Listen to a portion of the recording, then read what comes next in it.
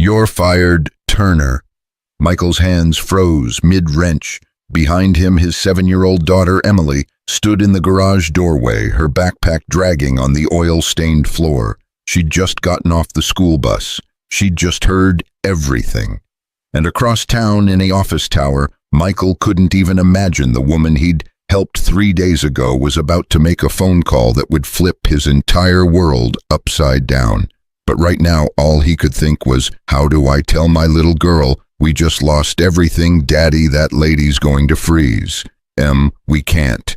But you always say, I know what I say. Michael's knuckles were white on the steering wheel. The fuel gauge read empty, actually past empty. They were running on fumes and prayers. The heater had died somewhere around mile marker 32, and his fingers were numb. He was 23 minutes late for work. Frank had already called twice. The second time, he hadn't left a message. That was never good. "Daddy, please?" The Bentley sat crooked on the shoulder hazards, blinking. Michael could see someone moving inside. He thought about Rachel, about what she would say, about the promise he'd made at her funeral. Always help people, Mike, even when it hurts. Especially when it hurts. He pulled over. Stay in the car. But, Emily, car, now. His boots hit the snow and immediately soaked through. Cheap boots, Walmart clearance. He grabbed his tool bag from the trunk and prayed the Honda would start again when this was over. The woman climbed out of the Bentley like she'd never been cold a day in her life. Then Michael saw her face, pale, scared, real. "Thank God, I've been here 40 minutes. My phone died and nobody stopped and I don't know what's wrong and—" "Pop the hood." "What?" "Your hood. Pop it." She fumbled with the latch. Michael lifted the hood, and there it was. Serpentine belt snapped clean through. "How bad is it?" "You need a new belt." "Can you fix it?" "I can get you to town. After that, you need a real shop." "You're not a real mechanic." Michael looked at her. "Lady, I'm the realest mechanic you'll ever meet. I just don't have a Bentley dealership in my back pocket right now." She laughed, surprised. "I'm Susan." "Michael, that's Emily in my car. Don't mind her, she's nosy." "I heard that." Emily's voice came muffled through the Honda's window. "You were supposed to," Michael yelled back. Susan smiled, genuine this time. "Can she sit in my car while you work? It's warmer." "You don't have to. I insist." Emily was already out of the Honda and climbing into the Bentley before Michael could argue. Through the windshield, he watched his daughter's face light up. Heated seats. Probably the first time in her life she'd been truly warm in winter. His phone buzzed. Frank, again. Michael declined the call and got to work. His fingers were so numb he could barely feel the zip ties. The wind cut through his jacket like it wasn't even there. $40 jacket. Same clearance rack as the boots. Behind him he could hear Emily chattering away inside the Bentley. And then Mommy got really sick and she couldn't get better and Daddy says she's in heaven now, but sometimes I think heaven is just what grown-ups say when they don't want to talk about sad things. Michael's chest tightened. He yanked the zip tie harder than he meant to. "I'm so sorry, sweetheart." Susan's voice soft through the glass. "That must be very hard. It's okay. Daddy says we have each other and that's enough. Do you have kids?" "No." "Why not?" "Emily," Michael called out. "What did I say about personal questions?" "You said don't ask them. So why are you asking them?" Silence. Then Susan's voice. "It's okay. The truth is, I never found the right person." "Oh, that's sad." "Yeah, it kind of is." Michael finished the belt, makeshift, temporary. Would get her maybe 20 miles if she was lucky. He slammed the hood. "Try it." The Bentley roared to life. Emily clapped her hands. Susan stared at him through the windshield like he'd just performed a miracle. She got out, leaving the car running. "What do I owe you?" "Nothing." "I can't." "Sure you can. Get to a real shop before this fails. You've got maybe 20 miles. At least let me give you something." "Lady, I just lost 25 minutes I don't have. The best thing you can give me is to get yourself somewhere safe so I don't worry about you later." Susan stared at him. Then she pulled out a business card. Heavy stock, embossed, pushed it into his hand. just in case. Michael glanced down. Susan Wright, CEO, Orion Motors. His brain short-circuited. You're kidding. Nope. Orion Motors, the Orion Motors. Is there another one? Emily tumbled out of the Bentley. Daddy, Miss Susan's office is so tall you can see clouds. That's great, baby. Car, now. After they pulled away, Emily wouldn't stop talking. The heated seats, the real wood dashboard, how Miss Susan smelled like flowers. Michael made it to work 41 minutes late. Frank was waiting by the time clock, arms crossed, face like stone. My office, now. Michael followed him past the other mechanics. Nobody met his eyes. That was bad. That was really bad. Frank closed the door. Sit. Frank, I can explain. I don't want explanations, Turner. I want reliability. You've been late 6 times this month. My daughter. Your daughter isn't my problem. Your job performance is. And right now your job performance sucks. It won't happen again. You're right. It won't. Frank leaned back in his chair. You're fired. The words hung in the air like something physical, something Michael could reach out and touch. Frank, please, I need this job. You should have thought about that before you decided showing up on time was optional. I've worked here 7 years, and for 7 years I've cut you slack. Your wife got sick, I cut you slack. She died, I cut you slack. You're raising a kid alone, I cut you slack. But slack has limits, Michael, and you just hit yours. Give me one more chance. I've given you 6 this month. Get your tools and get out. Michael stood up. His legs felt disconnected from his body. When? Now. Frank. Now, Turner, before I call someone to escort you out. Michael walked back onto the garage floor in a daze. The other mechanics still wouldn't look at him, Sumata. He packed his tools in silence. 7 years in a cardboard box. 7 years in 15 minutes. His phone buzzed. Unknown number. Hello. Mr. Turner, this is Jennifer Chen from Orion Motors. I'm calling to schedule an interview for our operations manager position. Michael stopped walking. I'm sorry, what? You were personally recommended by our CEO, Susan Wright. Are you available tomorrow at 2 p.m.? There's been a mistake. No mistake, Mr. Turner. Ms. Wright was very specific. The position is Operations Manager Manufacturing Division. Base salary $127,000 annually, full benefits, relocation assistance if needed. Michael's cardboard box slipped from his hands. Tools clattered across the concrete. Mr. Turner, are you there? I'm a mechanic. I fix cars. I don't have a degree. I don't have management experience. I just got fired from a garage that pays $38,000 a year. Ms. Wright is aware of your background. She believes your practical experience and character make you uniquely qualified. So tomorrow at 2 p.m. Michael looked around the garage, at Frank in his office already on the phone with someone else, at 7 years walking out the door, at his future which 5 minutes ago had been nothing but bills he couldn't pay and a daughter he couldn't provide for. Yes, I'll be there. He hung up, picked up his tools, walked out to the parking lot where Emily was waiting in the Honda, doing homework on the dashboard. All done, Daddy. Yeah, baby, all done. Can we get McDonald's? Not today. Tomorrow, maybe. She went back to her math. Michael sat in the driver's seat and stared at the business card, still in his hand. Susan Wright, CEO. The woman he'd helped.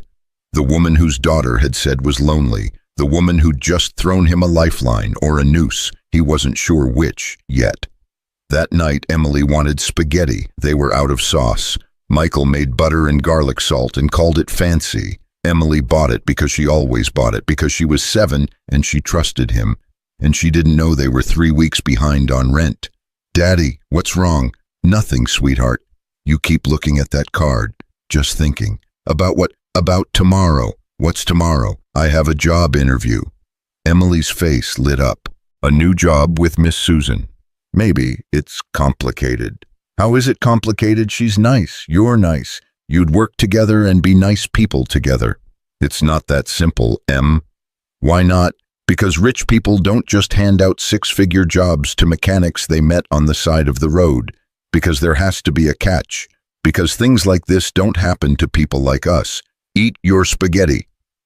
At midnight, Michael was still awake, staring at the ceiling, doing math in his head. 127,000. After taxes, maybe 90,000. Divide by 12, 7,500 a month. Their rent was 900. After rent, 6,600. After utilities, 6,000. After food, 5,000. After everything else, maybe 4,000 left over. $4,000 a month. More than he made in 3 months now, was making. Past tense. He didn't have a job anymore.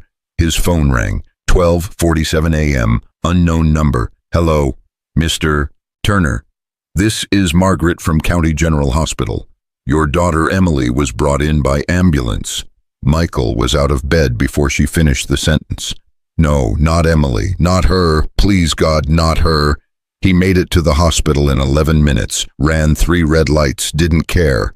The nurse at the desk pointed him to pediatrics. Room 304.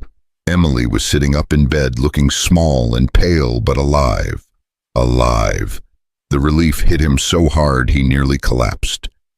Daddy. What happened? I'm okay. I just got really hot, and then I got really cold, and Mrs. Chen heard me crying, and she called 911. Mrs. Chen was their neighbor, 73, babysat Emily when Michael worked late, except he didn't work late anymore because he didn't work at all. The doctor came in, young, tired, sympathetic. Mr. Turner, I'm Dr. Patel. Emily's going to be fine. She spiked a fever, hit 104, but we've got it under control now. Looks like a bad case of flu. Can I take her home? I want to keep her overnight for observation. Make sure the fever doesn't come back. How much is that going to cost? Dr. Patel hesitated. Do you have insurance? I did, until about 8 hours ago. I see. Well, let's focus on getting Emily healthy first. We can work out the billing later. Translation. It was going to cost a fortune. Michael sat down in the chair beside Emily's bed, took her hand. She squeezed back her fingers, small and hot. I'm sorry, Daddy. For what? For getting sick. I know we can't afford it. Hey, you don't apologize for being sick. You hear me? Never. But no buts. You're my whole world, Em. Everything else is just details. She fell asleep around 2 a.m. Michael stayed awake watching her breathe, doing more math. Hospital bill probably 5,000. Minimum, plus medication, plus the ambulance, plus everything else. And now he had a job interview tomorrow for a position that could change everything, if he didn't screw it up. At 6 a.m., Emily woke up. Fever down, color better. Dr. Patel discharged them at 8. Michael drove home, got Emily settled with Mrs. Chen, then sat in his bathroom staring at his only suit, the one from Rachel's funeral, mothballs and memories. He put it on. The Orion Motors building rose up out of the city like something from a different planet.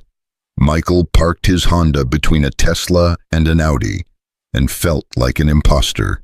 His suit smelled like death, and his daughter was sick, and he had maybe $300 in his checking account, and this was insane. He went inside anyway. Security sent him to the 47th floor. The elevator was glass. He could see the whole city dropping away beneath him. Emily would love this. If he got the job, maybe he could bring her here, show her that sometimes impossible things happen. The doors opened. Susan was waiting, not at a desk, not in an office. Just standing there in the hallway like she'd been watching the elevator numbers tick up. Michael, you came. I almost didn't. What changed your mind? My daughter spent last night in the hospital with a 104-degree fever, and I don't have insurance anymore, and I'm about to lose our apartment, and honestly, I've got nothing left to lose. Susan's face shifted. Is she okay? She will be. The insurance. I got fired yesterday, about 2 minutes before your recruiter called, actually. Timing's funny like that. I'm sorry. Don't be. That garage was killing me anyway. Just slowly. Susan gestured down the hallway. Come on, let's talk. They walked past offices with glass walls and people in expensive clothes. Michael felt every eye on him, the guy in the funeral suit, the guy who didn't belong. Susan led him into a conference room, big table, big windows, big everything. She sat down across from him, not at the head of the table, across, equal. Let me tell you what I saw on Route 47, she said. I saw a man who was late for work, probably broke, definitely stressed, who still stopped to help a stranger, a man who worked in the freezing cold with numb fingers and didn't ask for a penny, a man whose daughter is so kind and joyful that she spent 20 minutes teaching me how to count in Spanish because she thought I might need it someday.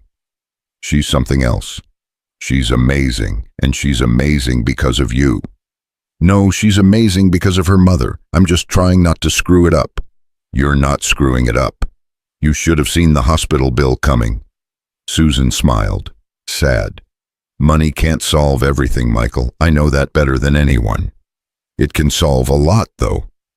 True. She leaned forward. Here's the thing. I run $1 billion company. I have 6,000 employees. I make decisions every day that affect thousands of lives.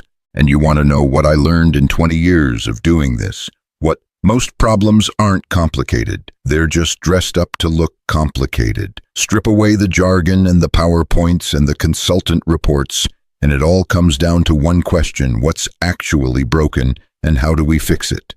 Okay, you've been answering that question your entire adult life.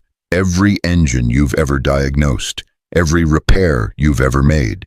You see a problem, you identify the cause, you fix it. That's all management is, just on a bigger scale. Running a manufacturing division isn't the same as fixing a water pump, isn't it? A manufacturing line is just a really big engine. Parts go in one end, product comes out the other. When it breaks, you diagnose and repair. You've been doing that for 15 years. With cars, with systems, it's all systems, Michael. Cars, factories, companies, same principles, different scale. The door opened. A man walked in, 50-something. Expensive suit, face like he just bit into a lemon. This is Gregory Chen, VP of Manufacturing, Susan said. Gregory, this is Michael Turner. Gregory didn't offer his hand. You're the mechanic. Yep. No degree. Nope. No management experience. Not unless you count managing to keep a 7-year-old alive and happy for 2 years on $38,000 a year. Gregory's eyebrow went up. First crack in the ice. Susan says you're good at problem solving. I'm good at fixing things that are broken. All right, let's see. Gregory pulled out a folder. Line 3 in our Louisville plant. Production down 37% over 6 months. Quality defects up 62%. Employee turnover at 45% annually. Costs are through the roof. Morale's in the toilet. Corporates talking about shutting it down. You've got 2 minutes. Tell me what's wrong. Michael blinked. I need to see the line. You can't see the line. You're in an interview. Talk it through. I can't diagnose something I can't see. That's not how this works. That's exactly how it works. Michael leaned forward. You ever try to fix a car over the phone? Customer calls, says their car's making a weird noise. You gonna diagnose that without hearing it, without looking under the hood, without talking to the person who drives it every day. Gregory's face hardened. This is a multi-million-dollar manufacturing facility, not a Honda Civic. Same principle. Production's down, defects are up, people are leaving. That's not one problem. That's 3 problems that probably all trace back to one root cause, which is, can't tell you without seeing it, but I'd bet money it's either equipment that's breaking down faster than maintenance can fix it, or people who aren't trained properly, or both. And if it's both, then management's probably stretched too thin and they're just putting out fires instead of solving problems. Gregory glanced at Susan. Something passed between them. Line 3 has 6-month-old equipment, Gregory said. State of the art. Cost us $40 million. Then it's people. New equipment means new processes. Did you retrain everyone? We brought in consultants, 3-day workshop. Michael actually laughed. You brought in consultants who've never worked a line in their lives, had them talk at your people for 3 days about theory, then expected them to run $40 million of equipment they'd never touched before. The consultants came highly recommended. I don't care if they came from Harvard. You can't learn to run a line from a PowerPoint. You gotta get your hands dirty. You gotta break things and fix them and break them again. 3 days isn't training. 3 days is hazing. Gregory's jaw tightened. So what would you do? Shut down line 3 for 2 weeks. Full stop. Pull every operator off the floor and put them through real training. Hands-on, supervised, repetitive. Make them break the equipment on purpose so they learn how to fix it. Bring in your best people from other plants to teach them. And while you're doing that, audit your maintenance schedule, because I guarantee your equipment's breaking down because nobody knows how to maintain it properly yet. That would cost us 2 weeks of production. You're already down 37%. You're already losing money. 2 weeks of downtime to fix it permanently is cheaper than 6 more months of bleeding out slowly. Silence. Gregory looked at Susan. Susan looked at Michael. When can you start? She asked. Michael's brain stalled out. Wait, what? You're hired. Pending background check, drug test, normal HR stuff. But you're hired. Just like that.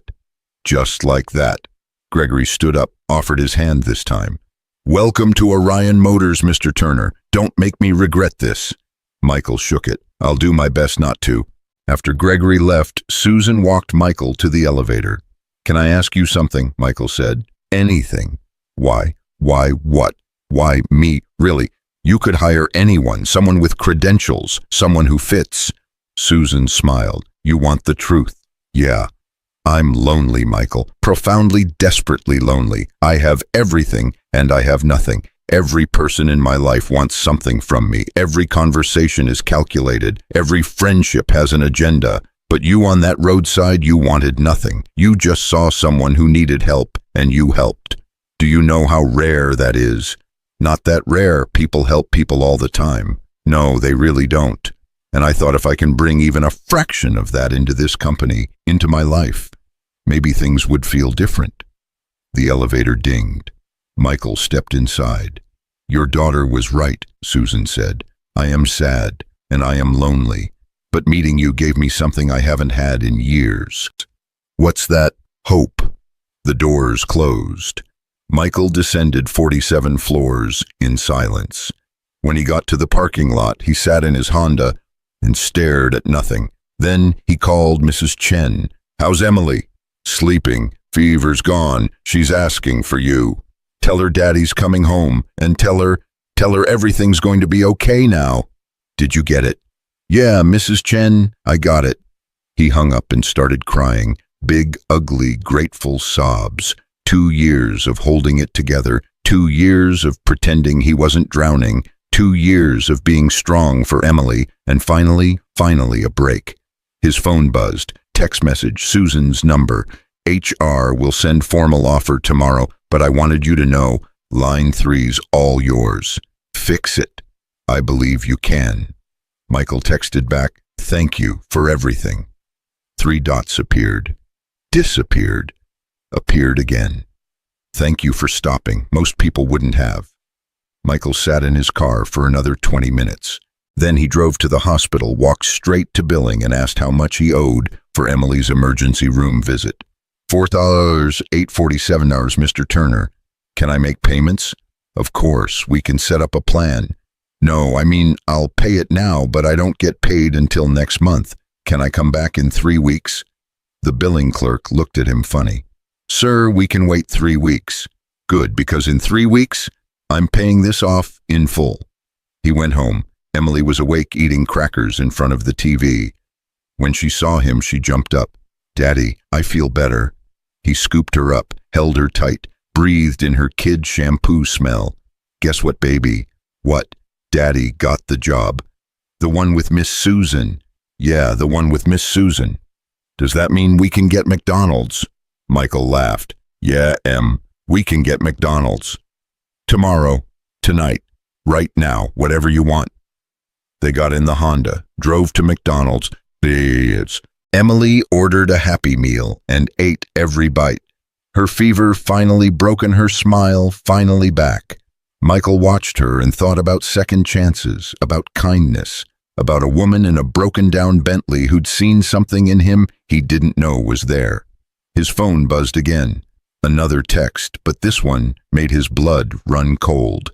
Unknown number, we know where you live. We know about the job. Walk away from Orion Motors or your daughter pays the price. This isn't a joke. Michael's hands started shaking. Emily looked up from her French fries. Daddy, what's wrong? He forced a smile. Nothing, baby. Everything's fine. But everything wasn't fine. Everything had just gotten very, very complicated. Michael stared at the text until the words blurred.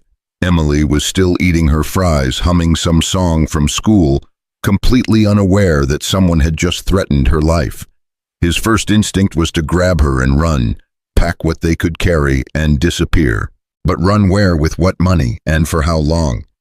He deleted the message, hands shaking so badly he almost dropped the phone. Daddy, you're not eating. Not hungry, baby. You always say we can't waste food. You're right. I'll eat at home. The drive back to their apartment took forever. Michael checked the rearview mirror every 30 seconds, looking for what he didn't know. A car following them. Someone watching. The whole city suddenly felt dangerous. Mrs. Chen was waiting on their front steps when they pulled up. Mr. Turner, thank goodness. A man was here looking for you. Michael's blood went cold. What man? I don't know, 40-something, nice suit. Said he was from your new job, wanted to confirm your address for HR paperwork. What did you tell him? Nothing. I don't give out information about my neighbors. I told him to call you directly. Good, that's good. Thank you, Mrs. Chen. Inside, Michael locked every window, checked every lock twice, put a chair under this doorknob like that would actually stop anyone. Emily watched him from the couch, her eyes getting wider. Daddy, you're scaring me. Sorry, baby, just being careful. Careful about what? Nothing. Go brush your teeth. After Emily fell asleep, Michael sat in the dark living room with his phone. He should call the police, report the threat, but report what? A text from an unknown number. They'd take a statement and do nothing. He had no proof, no evidence, nothing but words on a screen he'd already deleted. He pulled up Susan's number, typed out a message, deleted it, typed another one, deleted that too. Finally, at 1 a.m., he just called her. She answered on the second ring. Michael, is everything okay? No, I need to ask you something and I need you to be straight with me. Of course. Is there anyone at Orion Motors who wouldn't want me to take this job? Silence. Long enough that Michael thought the call had dropped. Susan, why are you asking me that? Because someone sent me a threatening text tonight. Told me to walk away from the job or my daughter would pay for it. What? Her voice went sharp. When? 2 hours ago.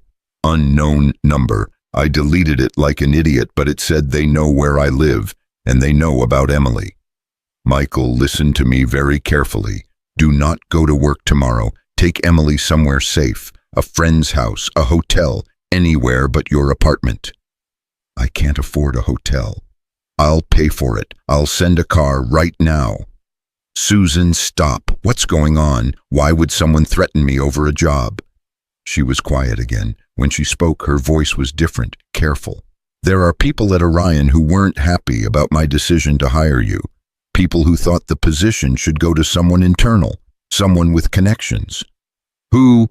Tom Wessler, VP of Operations. He's been with the company 22 years. He recommended his son-in-law for the position. When I chose you instead, he was furious. Furious enough to threaten a 7-year-old. Tom's a bully, always has been, but threatening a child, that's not his style. Then who? I don't know, but I'm going to find out. In the meantime, please just stay somewhere else tonight. Michael looked at Emily's closed bedroom door. I can't run every time someone sends a text. If I do that, I'm running forever. This isn't about pride. It's not about pride. It's about teaching my daughter that we don't let fear make our decisions. Michael, I'll be at work tomorrow. If someone has a problem with that, they can say it to my face." He hung up before she could argue. The next morning, Michael dropped Emily off at school early, talked to the principal about updating the pickup authorization list. Only he and Mrs. Chen were allowed to get Emily. Nobody else, not even if they had a good story. The principal looked concerned. "Mr. Turner, is everything all right? Just being cautious. Can you make sure Emily doesn't leave school grounds at all today? Not even for recess? We can keep her inside if you'd like. Please." At 8 a.m., Michael walked into Orion Motors for his first official day. Security gave him a badge, temporary, red instead of blue like everyone else's. The elevator ride to the 47th floor felt longer than yesterday. Susan was waiting. "You came. I said I would. We need to talk. After. Right now I need to meet my team." She studied his face. "You're sure about this?" "No, but I'm doing it anyway." Gregory Chen met them in the operations wing. The space was open concept, all glass and white boards, and people in business casual. Michael felt every eye on him as they walked through. The new guy, the mechanic, the one who didn't belong. Gregory stopped at a conference room. Inside, 6 people sat around a table. 5 men, 1 woman, all of them older than Michael. All of them looking at him like he was a stain on their resume. "Everyone, this is Michael Turner, our new operations manager. Michael, this is your team." Nobody stood up. Nobody offered their hands. The woman spoke first. "I'm Linda Chen, process engineering, no relation to Gregory." "Nice to meet you." "We'll see about that." One of the men leaned back in his chair. "Tom Wessler, VP of Operations, which technically makes me your boss." Tom was 50-something, expensive suit, wedding ring that probably cost more than Michael's car. His smile didn't reach his eyes. "Good to meet you, sir." "Sir, I like that. At least someone taught you manners." Tom glanced at the others. "Michael here doesn't have a college degree, doesn't have any corporate experience. He's a mechanic. But Susan thinks that qualifies him to run a multi-million-dollar operation, so here we are." "Tom," Gregory said quietly, "what I'm just stating, facts. Michael deserves to know what he's walking into, right? This isn't some garage where you can wing it. This is precision manufacturing. Lives are on the line, reputations, money, one mistake, and people die." Michael held Tom's gaze. "Good thing I don't make mistakes then." "Everyone makes mistakes. Not with cars I work on, because when I make a mistake with a car, people die. So I learned real early not to make them." Tom's smile tightened. "We'll see how long that confidence lasts." The meeting lasted 2 hours. Tom spent most of it explaining everything Michael already understood, but in the most condescending way possible. Talking slowly, using simple words, checking after every point to make sure Michael was following along. The others just watched. Nobody jumped to Michael's defense. Nobody challenged Tom. They just sat there, letting him twist the knife. When it finally ended, Michael walked back to his new office. Actual office. Door, window, desk. It felt wrong, like wearing someone else's clothes. Susan knocked on the open door. "How was it?" "Tom's charming. He's an ass, but he's good at his job." "Is he the one who sent the text?" "I don't know. I'm having our security team look into it. In the meantime, I've arranged for a private security firm to watch your apartment building, just as a precaution."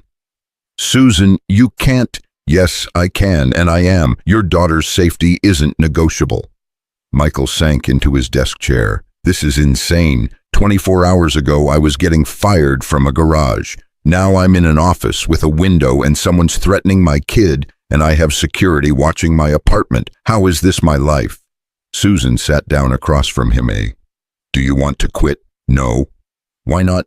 "Because I need this job. Because Emily deserves better than what I can give her on my own. Because for the first time in 2 years, I can actually see a future that doesn't involve choosing between rent and groceries." "Those are good reasons." "And because if I quit, whoever sent that text wins, and I'm really tired of losing." Susan smiled. "Good, then let's get to work." The first week was hell. Tom assigned Michael to audit Line 3 in Louisville, which meant traveling 4 hours each way, alone, no support, no guidance, just him and a manufacturing line he'd never seen before, and a team of workers who knew he was there to fix their mistakes. The line supervisor was a guy named Rick, 52, been with Orion 30 years, knew every bolt on that line. "You're the new hotshot from corporate. I'm the new guy, yeah. Heard you're a mechanic." "That's right. And Susan thinks you can fix what 7 consultants and 2 years couldn't." "I don't know what Susan thinks. I'm just here to look." Rick laughed, bitter. "Look all you want. Won't change anything. This line's cursed." "Lines don't get cursed. They get neglected." "Careful, hotshot. Some of us have been busting our asses trying to save this line. I'm not saying you haven't. I'm saying something's broken that nobody's found yet." Michael spent 3 days on Line 3, watching, listening, asking questions. The workers were hostile at first, but he didn't talk down to them, didn't pretend to know more than he did. Just asked and listened. On day 2, he noticed something. Every time Station 7 completed its cycle, there was a slight delay before Station 8 started. Less than a second, but it was there.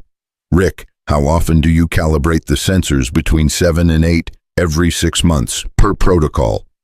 "When was the last time Rick checked his logs?" 4 months ago. "And before that?" 6 months before that. "Show me the calibration reports." Rick pulled them up. Michael read through them twice, then a third time. "These are identical." "What?" "These reports. From 4 months ago and 10 months ago. Word for word, number for number. Identical." Rick's face went pale. "That's impossible. Unless someone's copying old reports instead of doing actual calibrations." They found the maintenance tech who'd signed off on the calibrations. 23 years old, fresh out of trade school, terrified. "I didn't know what I was doing," the kid stammered. "Nobody trained me. They just handed me the calibration gun and told me to figure it out. So I did what everyone else does. I copied last month's report." "Everyone else?" Michael looked at Rick. Rick wouldn't meet his eyes. "It's not just him. Half the maintenance crew does it. We're so understaffed and undertrained that we fake it to keep up." Michael called Gregory that night. "I found your problem. Already. Yeah, your maintenance crew isn't maintaining anything. They're falsifying reports because nobody trained them properly, and they're too scared to admit they don't know what they're doing." Jesus Christ. It gets worse. If they're doing this on Line 3, they're probably doing it everywhere, every line, every plant. This isn't a Line 3 problem. This is a company-wide problem. Silence. "Gregory, you still there?" "Yeah, I'm here. I'm just trying to figure out how we missed this." "You missed it because you trusted the reports. You assumed people were doing their jobs. But nobody's doing their jobs because nobody taught them how. What do you recommend? Shut down Line 3, 2 weeks, full retraining from the ground up, and audit every other line in every plant. If you find the same thing, shut those down too. We can't shut down production. You're already losing money. Shutting down to fix it is cheaper than pretending it's not broken." Gregory was quiet for a long time. "I'll talk to Susan." Michael hung up and checked his phone. 3 missed calls from Emily's school. His heart stopped. He called back immediately. "This is Michael Turner. Is Emily okay?" "Mr. Turner, yes, Emily's fine, but there was an incident today. A man tried to pick her up from school." "What?" Michael's voice came out strangled. "He said he was your brother, had ID and everything, but Emily didn't recognize him and she started screaming. We called the police. They took him in for questioning." "Where's Emily now?" "She's with the principal, safe, but she's very upset." "I'm on my way." Michael made the 4-hour drive in 3, broke every speed limit, didn't care. When he got to the school, Emily was sitting in the principal's office, clutching her backpack like a life raft. The moment she saw him, she burst into tears. "Daddy!" He scooped her up, held her so tight she squeaked. "You're okay. You're safe. I've got you." The principal filled him in. The man had shown a fake ID claiming to be Michael's brother, David Turner, even had paperwork saying he was authorized for pickup. The school had almost released Emily to him until she started screaming that she didn't know him. "The police are holding him for questioning," the principal said. "They want to talk to you." Michael gave his statement, described the threatening text. The man at his apartment, everything. The detective took notes and promised to investigate, but Michael could see it in his eyes. Without more evidence, there wasn't much they could do. That night, Michael didn't take Emily home. He packed a bag and drove to a hotel, paid cash, registered under a fake name, paranoid maybe, but his daughter was alive and that's all that mattered. Emily fell asleep around 9. Michael sat by the window watching the parking lot phone in his hand. At 11, Susan called. "I heard what happened." "How?" "Gregory told me, Michael, this has to stop. Whoever's doing this, they're escalating." "I know. Let me help. I have resources, security, investigators, whatever you need. What I need is to know who's doing this and why." "I'm working on it. In the meantime, I've arranged for a security detail. 2 guards, 1 at Emily's school, 1 at your apartment." "Susan, this isn't negotiable. Your daughter was almost kidnapped today. I'm not taking any more chances." Michael closed his eyes. "Thank you. Don't thank me, just stay safe."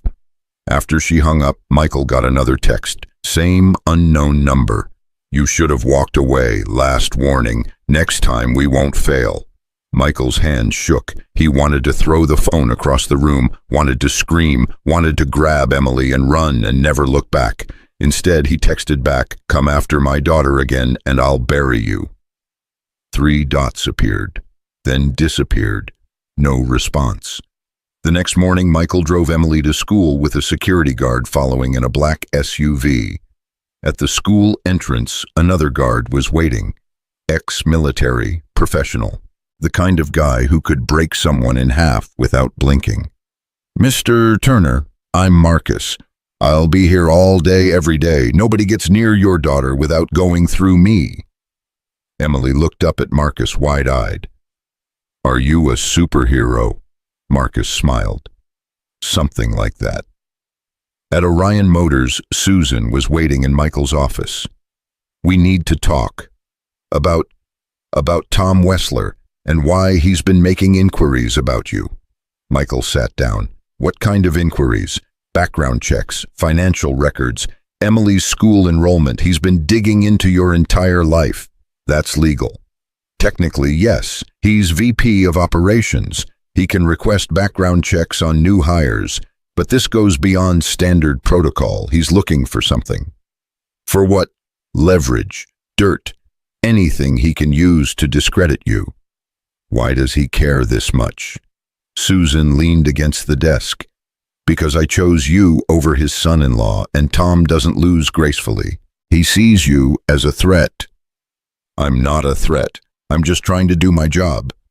"You found a company-wide maintenance problem in 3 days, a problem that's been costing us millions. That makes you a threat to everyone who's been ignoring it for years, including Tom. Especially Tom. Operations is his domain. If it comes out that his division has been falsifying maintenance reports for years, his career is over." Michael rubbed his face. "So he's trying to destroy me before I can destroy him." "That's my theory." "And the threatening text, the guy at the school?" "I don't know, but I'm going to find out." Susan stood up. "In the meantime, watch your back. Tom plays dirty. He'll use Emily if he can. He'll use anything. He already tried. Then we stop him, together." Michael looked at her, really looked at her. CEO of a billion-dollar company, one of the richest women in America, and she was standing in his office offering to fight his battles. "Why are you doing this? Doing what? Helping me, protecting me. You could fire me right now and make all of this go away." Susan smiled, sad. "Because you're the first real thing that's happened to me in 10 years, and I'm not ready to lose that yet." Before Michael could respond, his phone rang. "Unknown number," he answered. "What?" "Mr. Turner," female voice. professional. This is Detective Sarah Martinez with Metro PD. We questioned the man from Emily's school. He's willing to talk, says he has information about who hired him, but he'll only talk to you. Michael glanced at Susan. Now, can you come to the station? I'll be there in 20 minutes. At the police station, Detective Martinez led Michael to an interrogation room. The man from the school sat handcuffed to the table, 30-something, nervous, sweating. "Tell him what you told me," Martinez said. The man wouldn't look at Michael. "I'm sorry about your kid. I didn't know they were going to use her like that." "Who hired you?" "I don't know his name. Met him at a bar in Louisville. Older guy, nice suit. Said he'd pay me $5,000 to pick up a kid from school and bring her to an address downtown. Said it was a custody thing, that you were keeping her from her mother." "I'm a widower. There is no mother." "I know that now. Look, I'm sorry. I needed the money." "What address?" The man rattled off an address in the financial district. Michael didn't recognize it. Martinez handed him a photo. "Do you know this man?" Michael looked at the picture. His blood ran cold. Tom Wessler, getting into a car outside the bar in Louisville. Same night the guy claimed he was hired. "That's my boss." Martinez nodded. "We're bringing him in for questioning, but I need you to know this is circumstantial. Being at the same bar isn't proof of anything." "It's enough for me." Michael walked out of the station and called Susan. "It's Tom. He hired someone to kidnap Emily." Michael, slow down. "The police have a photo of him at the bar where the guy was recruited. Same night, same place. It's him." "That doesn't prove—" "I don't need proof. I know it's him, and I'm going to end this." "Michael, don't do anything stupid." He hung up, drove straight to Orion Motors, took the elevator to the 47th floor, walked past Linda and the others and straight into Tom's office. Tom looked up from his computer. "Turner, I didn't hear you knock." "You tried to kidnap my daughter." "Excuse me." "Louisville, the bar, the guy you hired, the police have you on camera." Tom's face didn't change. "I have no idea what you're talking about. You wanted me gone so badly you went after a 7-year-old. That's a serious accusation. Do you have proof?" "The police do." "Then let them handle it. In the meantime, get out of my office before I have security remove you." Michael stepped forward. "You come near my daughter again and you'll what hit me, go ahead. Give me a reason to have you arrested." Susan appeared in the doorway. "Michael, my office, now." Michael didn't move. Tom smiled. "Listen to your friend Turner. Before you do something you'll regret." In Susan's office, Michael paced like a caged animal. "He did it. I know he did it." "I believe you, but the police need the evidence we don't have yet." "So what do I do? Wait for him to try again?" "No, you let me handle Tom. You focus on line 3, on doing your job, on being so good at what you do that he can't touch you." "That's not enough. It has to be enough, because if you go after Tom directly, you'll lose. He's been here 22 years. He has allies, power, money. You have me, and that's it." Michael stopped pacing. "Is that really all I have?" Susan met his eyes. "No, you have Emily. You have your integrity. You have the fact that you're right and he's wrong. And sometimes that's enough to win. And if it's not, then we find another way. But we do it smart, not angry." Michael sat down. His hands were still shaking. "I've never felt this helpless." "I know, but you're not helpless. You're just outnumbered. For now." His phone buzzed. Text from Emily's school. "Everything okay today? Emily had a good day. Marcus says hi." Michael showed Susan. She smiled. "See, you're protecting her. That's what matters."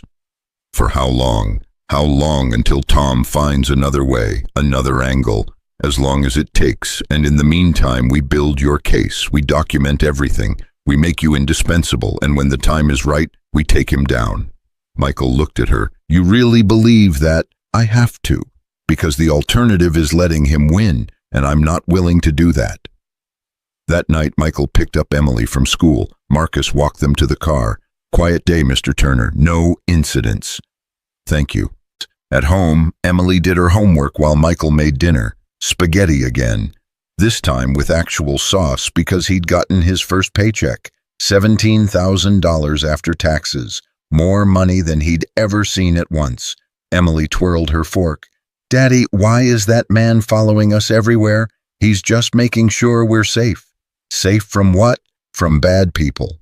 Are there bad people trying to get us? Michael put down his fork, looked at his daughter, 7 years old, and already learning that the world wasn't safe. Yeah, baby, there are. Why? Because some people don't like it when other people get good things. They get jealous, mean. That's stupid. Yeah, it really is. Emily was quiet for a moment. Are we gonna be okay? Michael reached across the table, took her small hand in his. We're gonna be better than okay. I promise. You can't promise that. Watch me. Later, after Emily went to bed, Michael sat in the dark and thought about promises. About the one he'd made to Rachel before she died. Keep Emily safe. Give her a good life. Be the dad she deserves. He was trying. God, he was trying. But some days it felt like the whole world was working against him. His phone lit up. Susan's number. Can't sleep either, she texted. How'd you know? Because I'm the same way. Want to talk? Michael called her. Hi. Hi. She sounded tired. How's Emily? Scared, trying not to show it. She's a lot like you. Is that good or bad? Good, definitely good. They were quiet for a moment. Then Susan said, I fired Tom today. Michael sat up straight. What? I can't prove he tried to kidnap Emily, but I can prove he's been falsifying maintenance reports. And I can prove he authorized cost-cutting measures that put workers at risk. That's enough to terminate him. Susan, he's gone, Michael, effective immediately. Security walked him out at 6 p.m. He's going to retaliate. Let him try. I have lawyers. Good ones. Michael didn't know what to say. Thank you. Don't thank me yet. Tom's not going to go quietly, but at least he won't be at Orion anymore. After they hung up, Michael felt something he hadn't felt in days. Hope. Maybe Susan was right. Maybe sometimes being right was enough to win. He checked on Emily one more time. She was asleep, her stuffed rabbit tucked under her chin. Safe. For now. Michael sat on the edge of her bed and whispered, I'm gonna make this right, baby, I promise. Outside, Marcus sat in his SUV watching the apartment. In Louisville, Line 3 sat silent, waiting for repairs. In his penthouse across town, Tom Wessler made phone calls. Planning, plotting, preparing. And in her own apartment, Susan Wright stared at her phone, wondering if she'd just made everything better, or so much worse. Michael's journey intensifies as corporate whispers and hidden challenges test his resolve. Subtle undermining from Tom's remaining allies creates a tense undercurrent. A critical system vulnerability emerges, threatening Orion's most anticipated launch. Michael's unconventional background becomes both his greatest weakness and unexpected strength. 2 weeks later, Line 3 roared back to life. Michael stood on the factory floor in Louisville, watching the newly trained crew run through their first production cycle. No delays, no errors. Rick stood beside him, arms crossed, watching his team work like a well-oiled machine. I'll be damned, Rick said. It actually worked. You sound surprised. I am surprised. We've had consultants crawling all over this place for 2 years. You fixed it in 14 days. I didn't fix anything. Your crew did. I just showed them how. Rick turned to him. You know, when corporate sent down a mechanic to solve our problems, I thought it was a joke. I was wrong. You're all right, Turner. Michael shook his hand. Your crew's all right, too. They just needed someone to believe in them. The flight back to headquarters felt different, lighter. Michael pulled out his phone and saw 17 missed calls from Gregory. He called back. Michael, thank God. Where have you been? Louisville, watching Line 3 come back online. Gregory, it's perfect. 0 defects in the first 100 units. That's great. Listen, I need you back here immediately. We have a situation. Michael's stomach dropped. What kind of situation? The kind that could shut down the entire company. How fast can you get here? I'm at the airport now. 3 hours. Make it 2. Gregory hung up. Michael ran to the gate and barely made his flight. The entire trip back, his mind raced through possibilities. Equipment failure, safety violation, product recall. Nothing good started with situation. Susan met him at the elevator. Her face was pale, her usual composure cracked. What happened? Our flagship launch. The E7 electric sedan. We're supposed to debut it in 72 hours at the International Auto Show. Biggest product launch in company history. 3 years of development, $500 million invested. And the battery system is failing. Catastrophically. We've had 4 units catch fire in testing today. 4 if we launch this car and it catches fire in public. Orion Motors is finished. They walked into a conference room packed with people, engineers, executives, lawyers, everyone talking over each other. Gregory stood at the head of the table trying to maintain order. People, please, one at a time. Linda Chen from Process Engineering spoke up. The fire suppression system isn't activating fast enough. By the time it kicks in, thermal runaway has already started. We need to redesign the entire battery housing. How long? Gregory asked. 6 months, minimum. We don't have 6 months, we have 3 days. Then we delay the launch. A man in an expensive suit slammed his hand on the table. Michael didn't recognize him, but from the way everyone quieted down, he was important. We can't delay. We've spent $40 million on marketing. The auto show is sold out. Every major publication in the world is covering this launch. If we pull out now, our stock will tank and our competitors will eat us alive.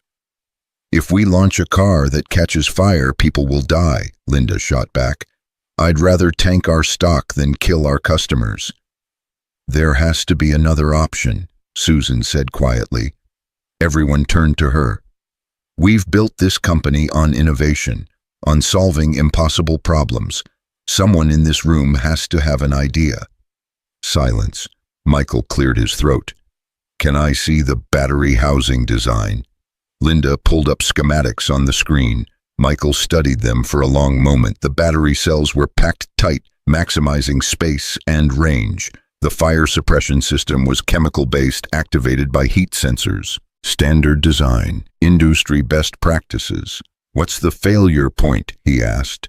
Thermal runaway starts in one cell and cascades to neighboring cells faster than the suppression system can respond. By the time the sensors detect the heat spike, 3 or 4 cells are already burning. So the sensors are too slow. They're state-of-the-art. We can't make them faster. Then don't rely on the sensors. Michael pointed at the screen. What if you compartmentalize each cell individual fireproof barriers? If one cell goes into thermal runaway, it can't spread to its neighbors. That would add weight, someone objected. Reduce range. By how much? Linda ran calculations on her laptop. Maybe 3%. Call it 15 miles. So instead of 300 miles per charge, you get 285. Still better than any competitor, and the car doesn't burn down. The expensive suit guy shook his head. Redesigning the housing takes months. We've been over this. You don't redesign it, Michael said. You retrofit it, pull the existing battery packs, install barriers between cells, reassemble. I've rebuilt engine blocks in less time. This isn't an engine block. It's the same principle. Disassembly, modification, reassembly. The parts already exist. You're just reconfiguring them. Gregory leaned forward. How long would it take? Depends on how many people you have and how fast they can work. But if you give me a good crew and let me run this like a pit stop instead of a science project 48 hours, maybe less. The room erupted in arguments. Linda said it was impossible. The lawyers said it was too risky. The expensive suit guy said they should just launch the car as is and hope for the best. Susan stood up. Everyone out, except Michael and Gregory. They filed out, still arguing. When the door closed, Susan turned to Michael. Can you really do this? I don't know. But I know sitting in meetings talking about it won't fix anything. You want this car safe? Give me the tools and the people, and get out of my way. What do you need? Access to the prototype vehicles, a team that's willing to work around the clock, and someone who can fabricate the barrier components fast. Gregory pulled out his phone. I'll get you everything, but Michael, if this fails, then it fails, but at least we tried. Susan looked at him for a long moment. Okay, do it. You have full authority, whatever you need. 20 minutes later, Michael stood in the prototype lab surrounded by 6 E7 sedans. His team assembled around him, 12 engineers and techs, all looking skeptical. Linda Chen was there too, arms crossed, ready to say, I told you so. All right, listen up, Michael said. I know most of you don't think this will work. That's fine, but here's what I know. I've rebuilt transmissions in parking lots in the rain. I've swapped engines in driveways with nothing but hand tools and YouTube. This right here, this is just another repair job. Bigger scale, higher stakes, but same basic principles. This isn't a repair, Linda said. This is emergency engineering. Call it whatever you want. Point is, we have 48 hours to make these cars safe, so we're going to break into teams. 2 people per vehicle. You disassemble the battery pack. I'll supervise the barrier installation you reassemble. Then we test. If it works, we move to the next car. If it doesn't, we iterate and try again. And if we can't get it done in time, someone asked, then Susan delays the launch and we all get fired, so let's not find out. They worked through the night. Michael moved between vehicles, troubleshooting problems, offering solutions. His hands remembered the rhythm. Remove, inspect, modify, reinstall, test, over and over. Around 2 a.m., Linda approached him. You're actually doing it. We're actually doing it. Your calculations made this possible. My calculations said it couldn't be done in 48 hours. Good thing I don't listen to calculations. She almost smiled. Turner, I owe you an apology. When Susan hired you, I thought it was nepotism or charity. I didn't think a mechanic could handle this level of engineering. And now I think maybe I've been doing engineering wrong. Too much theory, not enough getting my hands dirty. At 4 a.m., they finished the first vehicle. Michael ran the thermal test himself. Induced a malfailure. Waited. The cell burned hot, hit the barrier, and stopped. No cascade, no spread. The fire suppression system kicked in and neutralized the single cell. The team erupted in cheers. 1 down, Michael said. 5 to go. Susan showed up at 6 a.m. with coffee and breakfast sandwiches. She found Michael under the third vehicle, reinstalling a battery tray.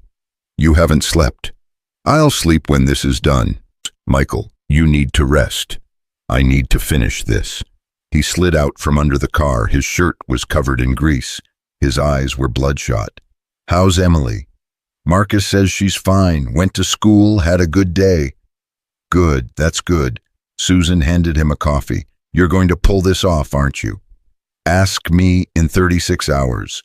By the second night, they were on the last vehicle.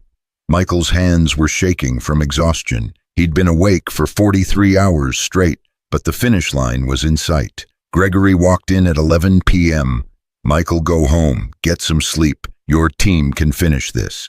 I'm staying. You're barely standing. I'm fine. He wasn't fine. Around midnight, he nearly dropped a battery cell, caught it at the last second. Linda grabbed his arm. Turner, you're done. Go. We've got this. Linda, you taught us how to think like mechanics. Let us prove we learned. Go. Michael looked at the team. They were tired too, but their eyes were clear, confident. He'd given them something they didn't have before, belief in themselves. All right, but you call me if anything goes wrong. We won't need to. Susan drove him home. Michael fell asleep in the passenger seat before they hit the highway. When they pulled up to his apartment, she had to shake him awake. Hey, you're home. Michael stumbled inside. Emily was asleep. Mrs. Chen had stayed late. He thanked her, locked the door, and collapsed on the couch without even taking off his shoes. He woke up to his phone ringing. 6 a.m. Linda's name on the screen. Please tell me it worked. It worked. All 6 vehicles passed thermal testing. 0 failures, 0 propagation. The E7 is safe. Michael closed his eyes. Thank God. Thank you. None of this happens without you. The auto show was chaos. Press everywhere, cameras, lights. The unveiling was scheduled for 2 p.m. Michael stood backstage in a borrowed suit that didn't quite fit, watching the crowd gather. Susan found him in the wings. You clean up nice. This suit's ridiculous. I look like I'm playing dress up. You look like someone who just saved a $500 million launch. Come on, I want you on stage with me. Susan, no, this is your moment. This is our moment. You earned this. At 2 p.m., the lights dimmed. Susan walked on stage to thunderous applause. Michael stood just off stage, heart pounding.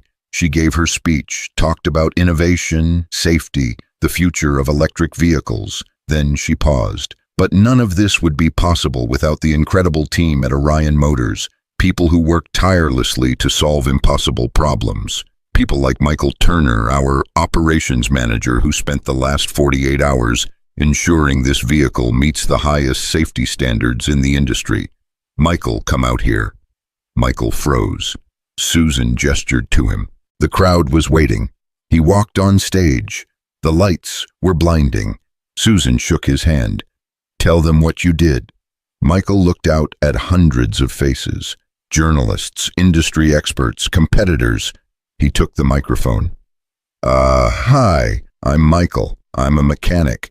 3 weeks ago, I was fixing water pumps in a garage in a town you've never heard of. Now I'm here because someone took a chance on me. Someone believed that fixing cars and fixing companies aren't that different. You find what's broken. You figure out why. You fix it. That's what we did with the E7. We found a problem. We fixed it. And now you've got the safest electric vehicle on the market. He handed the microphone back to Susan. The crowd applauded. Not polite applause, real applause. Backstage reporters swarmed him, asking questions, taking pictures. Michael answered as best he could, feeling completely out of his depth. When it finally ended, he found Susan in her dressing room. You did great out there. I sounded like an idiot. You sounded real. That's better than polished. She looked at him. You know what you did right? You didn't just save a product launch. You saved the company. If those cars had failed, Orion would have been finished. Stock would have tanked. Lawsuits would have buried us. You prevented all of that. The team prevented it. I just pointed them in the right direction. Stop being humble. It's annoying. Michael laughed, actually laughed. Okay, fine, I'm awesome. Is that better? Much. Susan's expression softened. Michael, I need to tell you something. When I met you on that roadside, I was having the worst day of my life. I'd just found out my CFO was embezzling funds. My board was trying to force me out. I felt completely alone. And then this mechanic stops and helps me without asking for anything. It reminded me that good people still exist, that kindness still matters. Susan, let me finish. You changed my life that day. Not because you fixed my car, because you showed me what real integrity looks like. And watching you these past 3 weeks, watching you fight for your daughter, fight for this company, fight for people you barely know. You've restored something I thought was dead, my faith in humanity. Michael didn't know what to say. You gave me a chance when nobody else would. I'm the one who should be grateful. Then we're even. They stood there for a moment. Then Michael's phone rang. Emily's school. Mr. Turner, everything's fine, but Emily's running a fever. Can you come get her? On my way. He looked at Susan. I have to go. Of course, go. Family first. Michael picked up Emily from the nurse's office. She was pale and clingy. My throat hurts, Daddy. I know, baby. Let's get you home. That night he sat with her on the couch, watching her fever climb. 101, 102, 103. He gave her medicine, put a cool cloth on her forehead, sang her the songs Rachel used to sing. Around 10 p.m., his phone buzzed. A text from an unknown number. Congratulations on the launch, but you should know this isn't over. Tom sends his regards. Michael's blood went cold. He called Susan immediately. Tom's still coming after me. How do you know? I just got another text. Says this isn't over. Michael, Tom's gone. He can't touch you.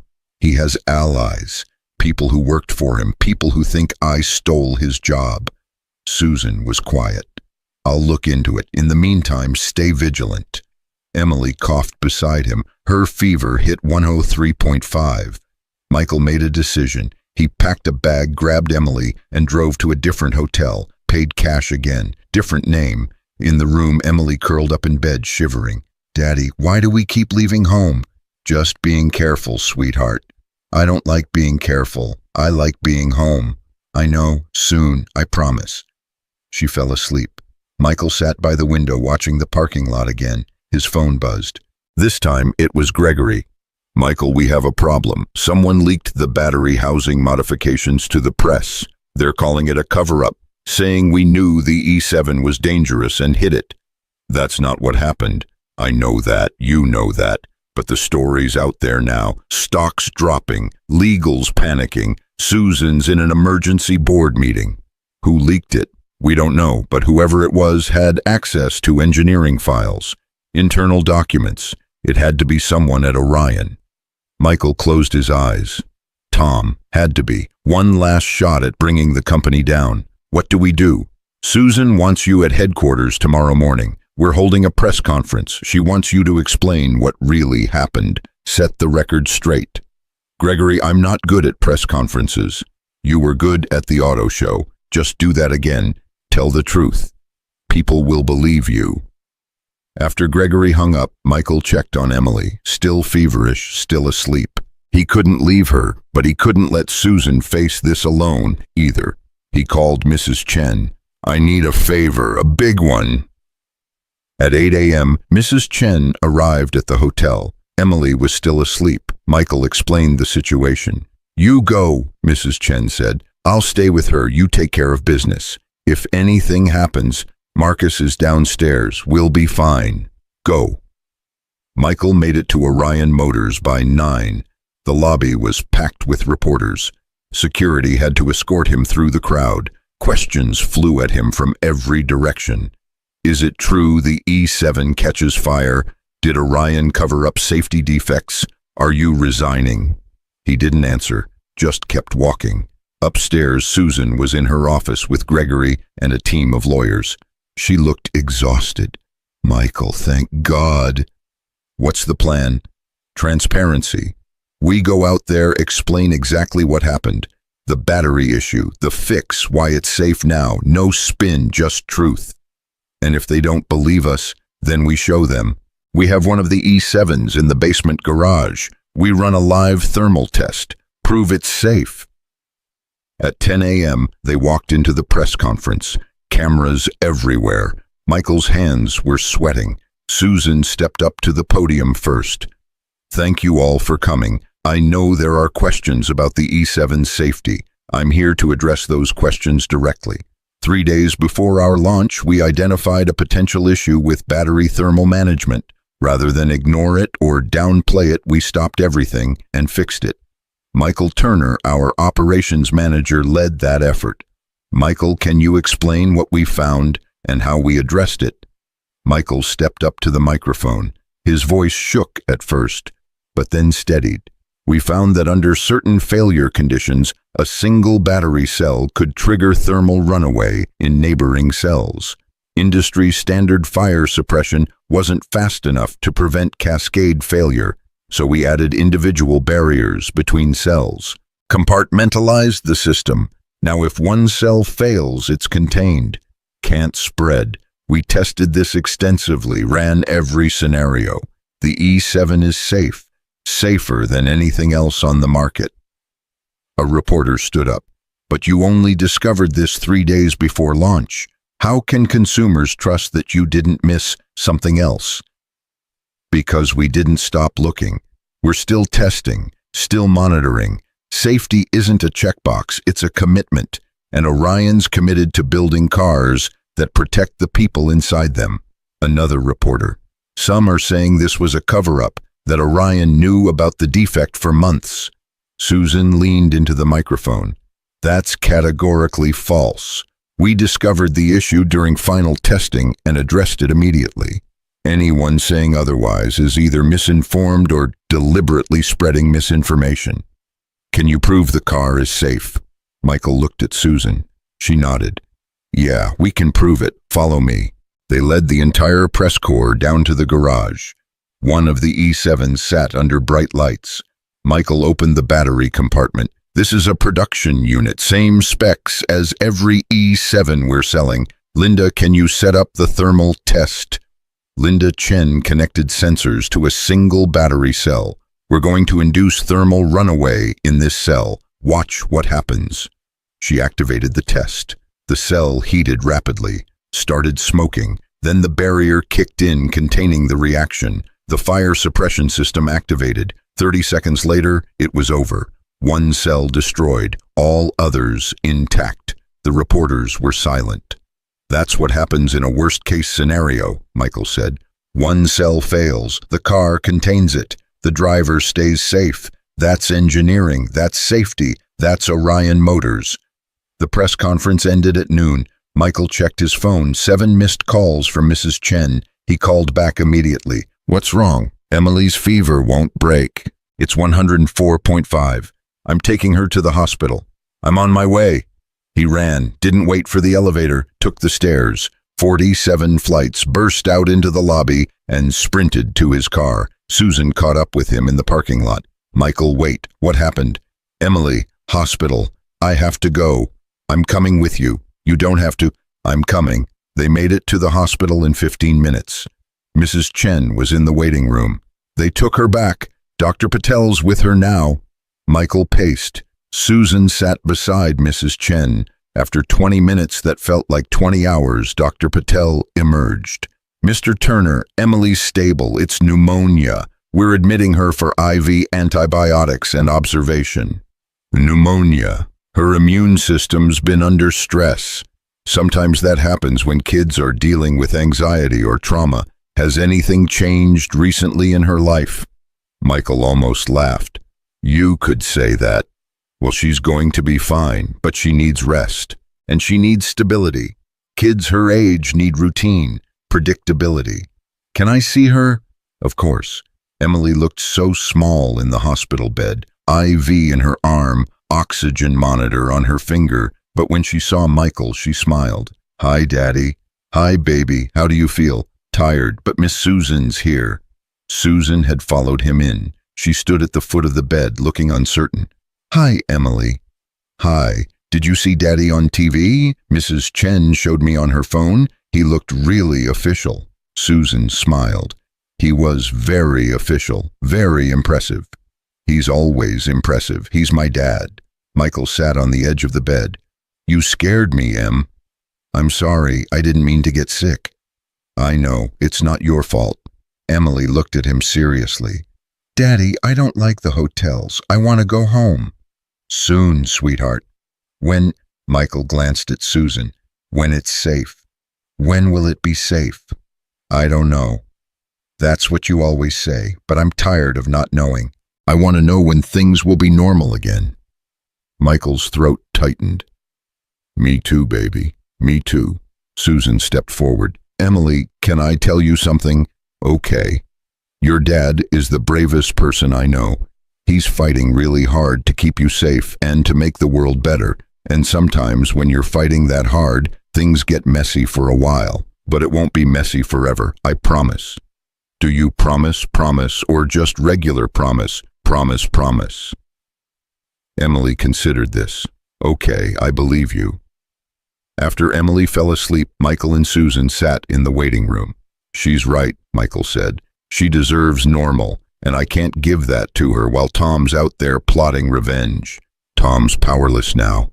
Is he? He leaked those documents. He's still damaging the company, still coming after me. When does it end? Susan was quiet for a moment. When we stop reacting and start acting. When we go after him instead of waiting for the next attack. How? Leave that to me. You focus on Emily. I'll handle Tom. Susan, trust me. 2 days later, Michael was sitting with Emily in her hospital room when his phone buzzed. Susan's name. Turn on the news, Channel 7. Michael found the remote, flipped to Channel 7. The headline read, Former Orion executive arrested for corporate espionage. Tom Wessler's face filled the screen, handcuffed, being led out of his house. The reporter's voice, Tom Wessler, former VP of Operations at Orion Motors, was arrested this morning on charges of corporate espionage and attempted extortion. According to court documents, Wessler allegedly leaked confidential engineering documents to competitors and threatened employees after his termination last month. If convicted, he faces up to 20 years in prison. Michael stared at the screen. Susan's voice on the phone. I hired investigators. They traced the document leak back to Tom's personal email. Found evidence he'd been selling company secrets for months. The attempted kidnapping of Emily sealed it. He's done, Michael. He can't hurt you anymore. Michael closed his eyes. It's really over. It's really over. Emily looked up from her coloring book. Who was that? That was Miss Susan. She just told me some good news. What kind of good news? The kind that means we can go home soon and stay there. Emily's face lit up. Really, promise, promise, promise, promise. That night, after Emily fell asleep again, Michael stood at her hospital window and looked out at the city. Somewhere out there, Tom was in a cell. Somewhere out there, the E7 was hitting dealer lots. Somewhere out there, Line 3 was running perfectly. And here, in this room, his daughter was safe. His phone buzzed one more time. Susan, how are you holding up? I don't know. It doesn't feel real yet. It will. Give it time. Susan, I don't know how to thank you. You already did. You stopped on Route 47. That was enough. That was just being human. Exactly. And that's rarer than you think. They talked for another hour about Emily, about the company, about what came next. When they finally hung up, Michael felt something he hadn't felt in 3 weeks. Peace.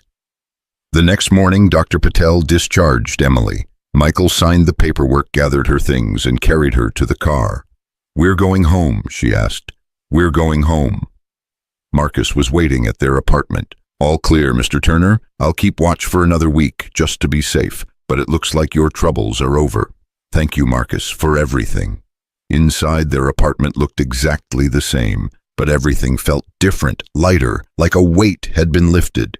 Emily went straight to her room, hugging her stuffed animals. Michael started unpacking the bags they'd been living out of for weeks. His phone rang. Gregory. Michael, board meeting tomorrow at 10 a.m. Susan wants you there. Why? Can't say. Just be there. The next morning, Michael put on his funeral suit again and drove to Orion Motors. The security guard who'd given him a red temporary badge 3 weeks ago handed him a blue permanent one. Welcome aboard, Mr. Turner. For real this time. On the 47th floor, the conference room was packed. Every board member, every executive. Susan stood at the head of the table. Michael, come in. We've been waiting for you. He sat down, confused. Susan smiled. The board and I have been discussing your performance over the past 3 weeks, specifically your work on Line 3 and the E7 launch. We've decided to make some changes. Michael's stomach dropped. Changes. You're being promoted. Senior Vice President of Operations. Effective immediately. You'll oversee all manufacturing facilities, all production lines, everything. The room erupted in applause. Michael sat there stunned. What? Gregory leaned over. Accept the promotion, Turner. Don't make this weird. I accept. Thank you. I don't know what to say. Say you'll keep doing what you've been doing, Susan said. Keep fixing what's broken. Keep believing in people. Keep being you. After the meeting, Susan walked Michael to his new office. Actual corner office. 2 windows. Real furniture. This is too much, he said. This is exactly right. You earned this. 3 weeks ago, I was unemployed. 3 weeks ago, I was alone. Now I have someone I can trust. Someone who sees the world the way I do. That's worth more than any salary. Michael looked at her. Is that all? This is professional trust? Susan met his eyes. I don't know, is it? Before he could answer, his phone rang. Emily's school. Mr. Turner, just checking in. Emily's having a great day. Thought you'd want to know. Michael smiled. Thank you. That means everything. When he hung up, Susan was watching him. She's your whole world, isn't she? Yeah, she is. That's beautiful. Don't lose that. No matter what else happens, don't lose that. Michael nodded. I won't. But as he stood in his new office, looking out at the city below, he couldn't shake the feeling that something had shifted between them, something neither of them was ready to name yet. And somewhere in the back of his mind, a quiet voice whispered maybe, just maybe, he was allowed to have more than one thing in his life worth fighting for. That quiet voice grew louder over the next 2 months. Michael threw himself into work visiting every Orion facility across the country. He fixed production lines in Detroit, streamlined logistics in Tennessee, rebuilt teams in California. Everywhere he went, the same pattern emerged. People who'd been ignored suddenly felt heard. Problems that had festered for years got solved in days. By November, Orion's production efficiency was up 32%, and employee satisfaction scores had doubled. But the long hours meant less time with Emily. Mrs. Chen picked her up from school most days. Michael made it home for dinner maybe 3 nights a week. The rest of the time he was on planes or in hotels or in meetings that never seemed to end. Emily didn't complain. She never complained. But Michael saw it in her eyes. The way she'd light up when he walked through the door, like she hadn't been sure he'd come home at all. On a Friday in late November, Susan called him into her office. Sit down.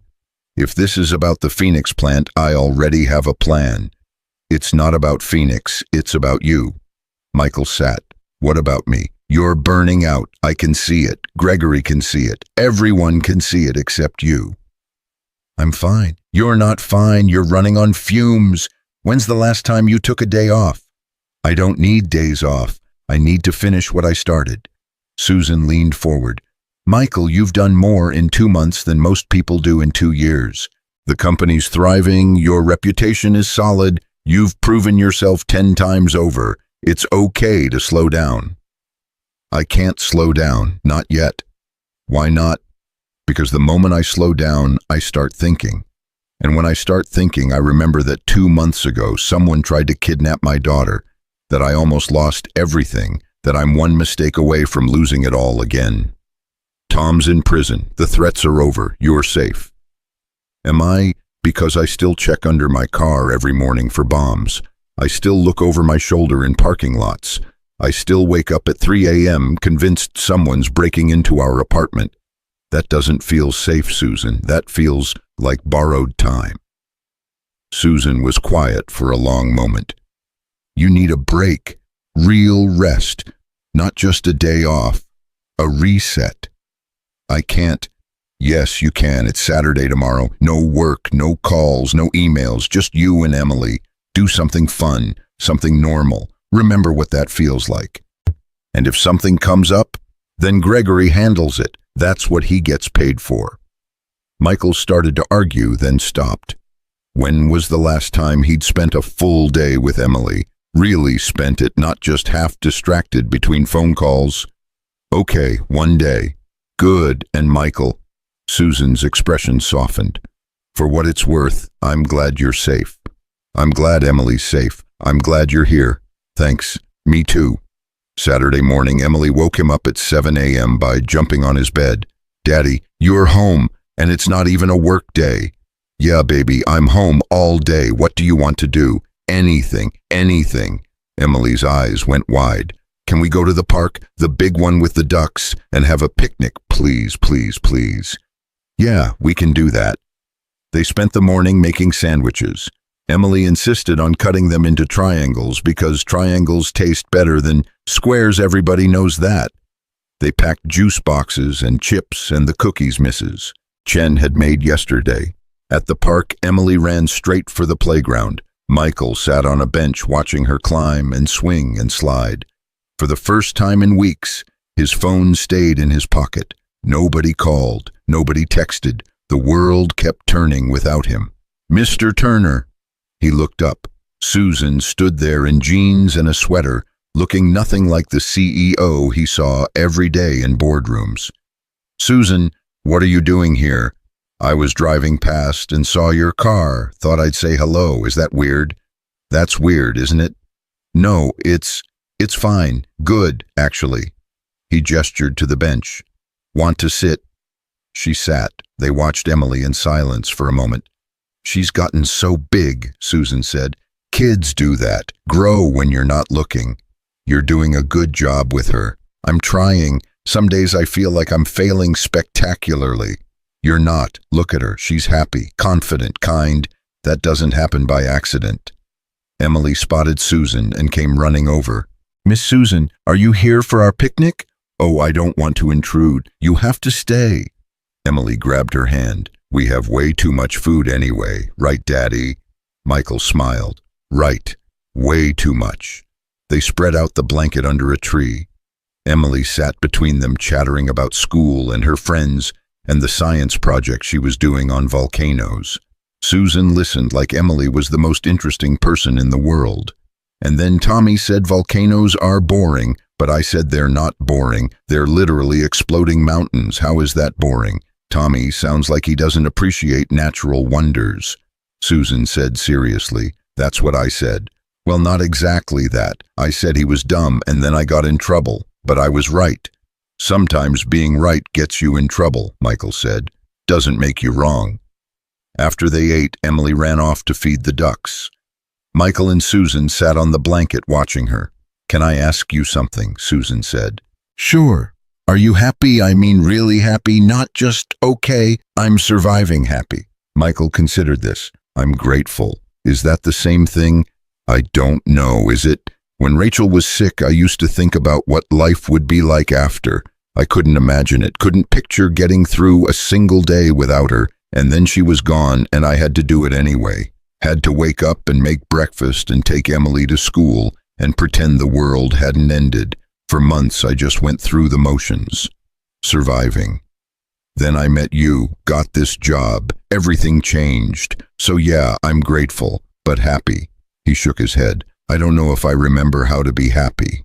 Susan picked at the grass. "I know what you mean. I built this whole empire, achieved everything I said I would, made more money than I could spend in 10 lifetimes. And I'm lonely, Michael, so lonely it hurts.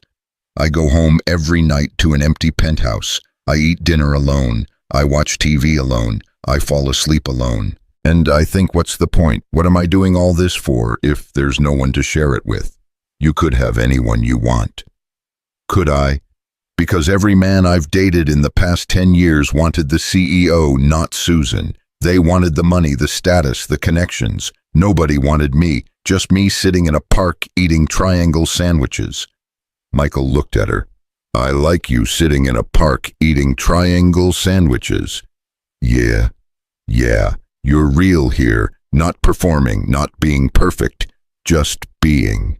Susan met his eyes. Something passed between them, something neither of them was ready to name yet. Emily came running back. "Daddy, the ducks ate all the bread. Can we get ice cream now?" "Sure, baby." They walked to the ice cream truck. Emily ordered chocolate. Michael got vanilla. Susan got strawberry. They sat on a different bench, eating in comfortable silence. "Miss Susan," Emily said. "Yes, sweetie. Do you like my dad?" Susan nearly choked on her ice cream. "What? Like him, the way grown-ups do?" Michael's face went red. That's not an appropriate question." "Why not? I'm just asking." Susan looked at Emily, then at Michael. "Yeah, I like your dad. Is that okay with you?" Emily considered this seriously. "Do you make him happy?" "I hope so. Does he seem happy when he talks about me?" "Sometimes he smiles when you call, like a secret smile. He thinks I don't notice, but I do." Michael covered his face with his hands. "Can we please talk about anything else?" "No," Emily said. "This is important. Miss Susan, if you like my dad, and he likes you back, which I think he does, even though he won't say it. Why don't you just be together?" "It's complicated, sweetie." "Why? Because I'm his boss. Because there are rules about these things. Because you're scared." Emily interrupted. Like when I didn't want to try the monkey bars because I thought I'd fall. But then Daddy said being scared is okay, doing it anyway is what matters. So maybe you should try the monkey bars. Susan laughed. That's actually very good advice. I know, I'm smart. Walking back to their cars later, Michael pulled Susan aside while Emily ran ahead. Sorry about that. She's been reading too many fairy tales lately. Don't apologize. She's right about most of it. Susan, I do like you, Michael, more than I should, more than is probably appropriate given our professional relationship, but I can't help it. You're the first person in years who's seen me as Susan, not as the CEO, and I don't want to lose that. You won't lose it. How do you know? Because I'm not going anywhere, even if this, he gestured between them, even if this stays exactly what it is right now, I'm not going anywhere. Susan smiled. Good, because I'm not either. On Monday, Michael was back in his office when Gregory knocked. Got a minute? Sure. What's up? Gregory closed the door. The board wants to create a new position. Chief Operating Officer, second in command to Susan. They want you. Michael's stomach dropped. What? You'd oversee all operations, manufacturing, logistics, everything. Report directly to Susan. Basically, run the day-to-day while she focuses on strategy. Gregory, that's your job. No, that's the job I want to retire from. I'm 62, Michael. I've been doing this for 40 years. I'm tired, and you're better at it than I ever was. I can't. Before you say no, hear the offer. $300,000 base salary, stock options, full executive benefits.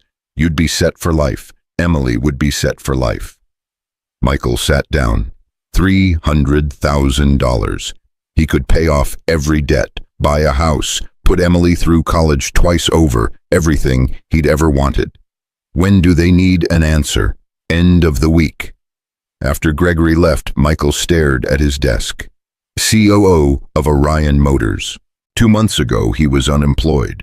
Now he was being offered the second most powerful position in the company. His phone rang. Emily's school. Mr. Turner, this is Principal Hayes. I wanted to let you know Emily won the science fair. Her volcano project was incredible. She's very proud. That's amazing. Thank you for telling me. There's a small ceremony on Friday at 2 p.m. if you can make it. The kids would love to have their parents there. Michael checked his calendar. Friday at 2 was the board meeting where he'd give his answer about the COO position. I'll be there, he said. Wonderful. Emily will be thrilled. Michael hung up and made a decision. He called Susan. Can we talk not at the office? Somewhere private. When? Tonight. After Emily goes to bed. They met at a coffee shop.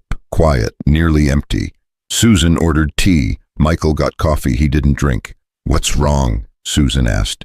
Gregory offered me COO. I know, I approved it. Susan, I can't take it. Her face fell. Why not? Because that job means more travel, more time away from Emily, more boardrooms and strategy sessions and politics, and I didn't leave the garage to become someone I don't recognize. You'd be incredible at it. Maybe, but I'd also be miserable, and I'd make Emily miserable. She already barely sees me. If I take this job, it gets worse. Susan was quiet. So what do you want? I want to build something with my hands, something real, something that helps people like me. Single parents who are struggling, kids who want to learn a trade but can't afford it. I want to open a garage, Susan, a real one, where we fix cars and we train mechanics and we do it right, not for profit, for people. Turner's Garage. Yeah, built on trust. Just like you said that first day, you fix more than engines. You fix people.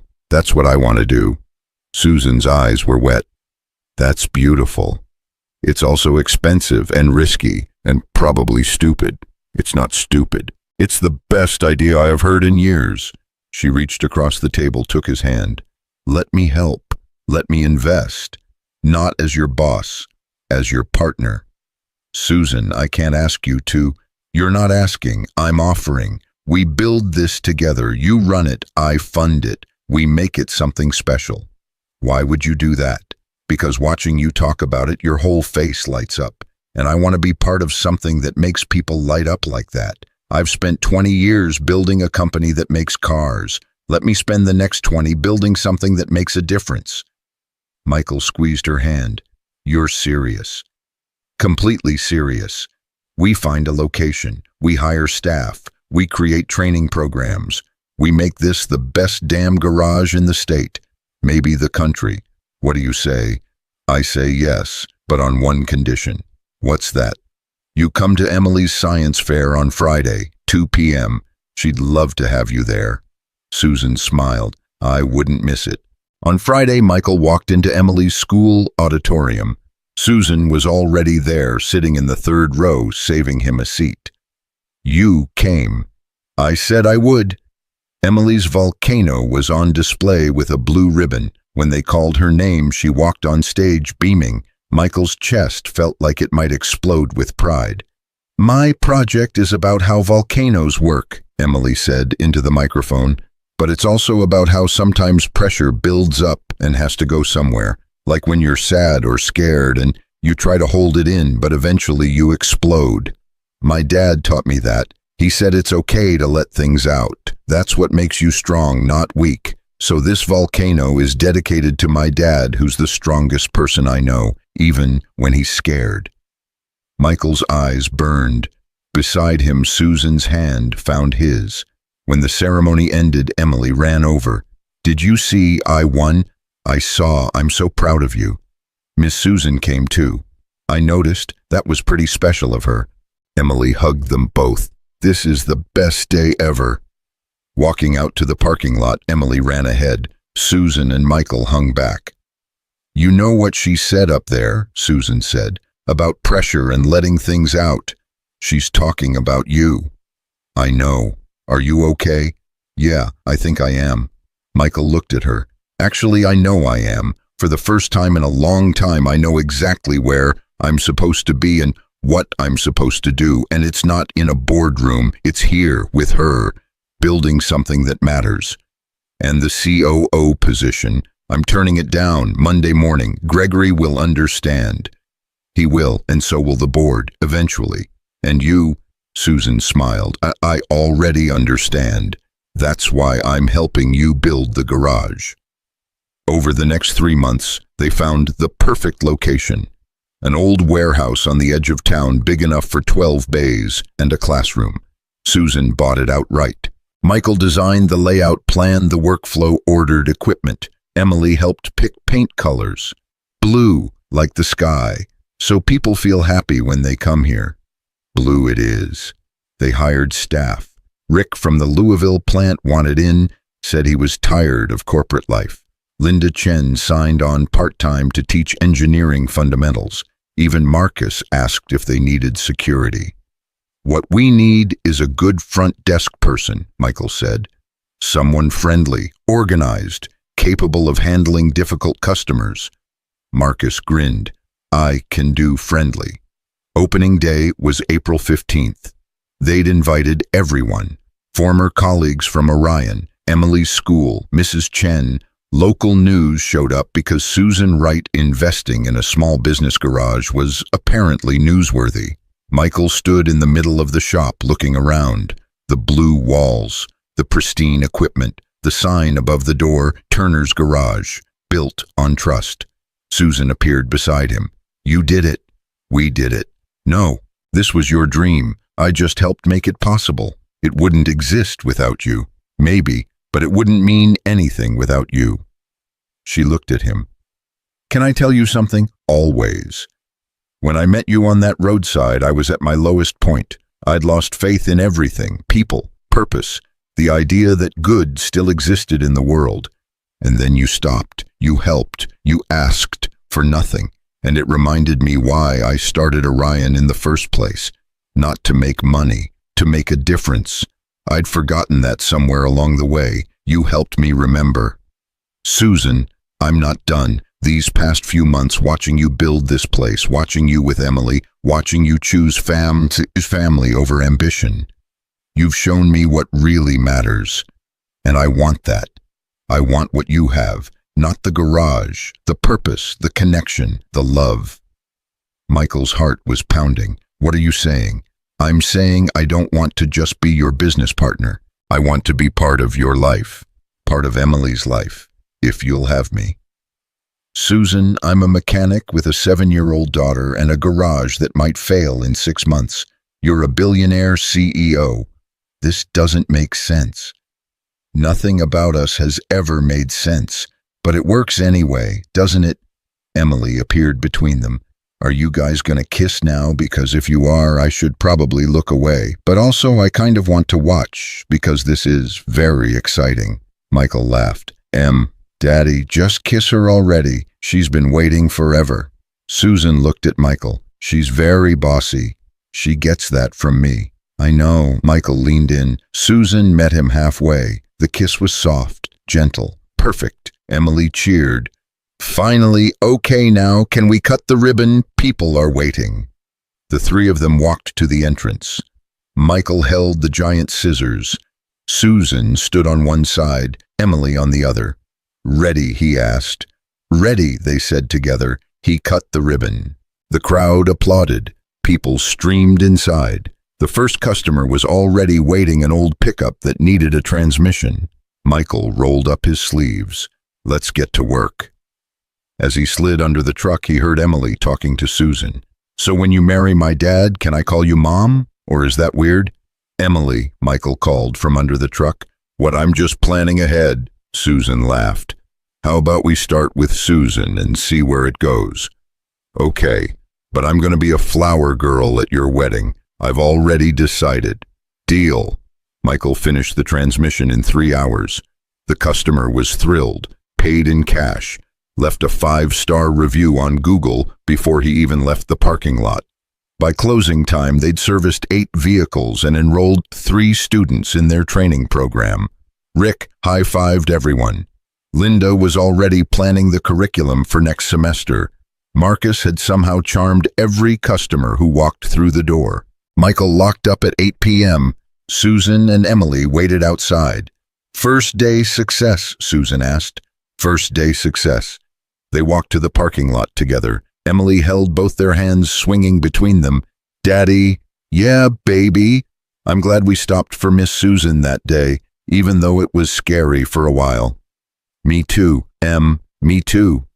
And I'm glad you didn't take the other job. I like you better when you're covered in grease. Michael laughed. Thanks, I think. That night after Emily fell asleep, Michael and Susan sat on his apartment steps. Not the penthouse, not anywhere fancy, just concrete steps and streetlights. You know what's funny, Susan said. What?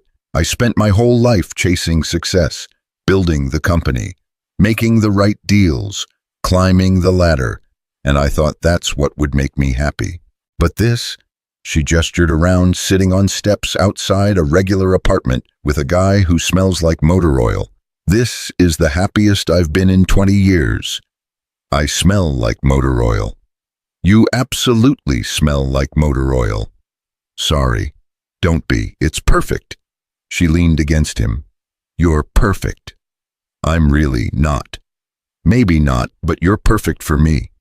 Michael kissed the top of her head. Yeah, I think you might be perfect for me too.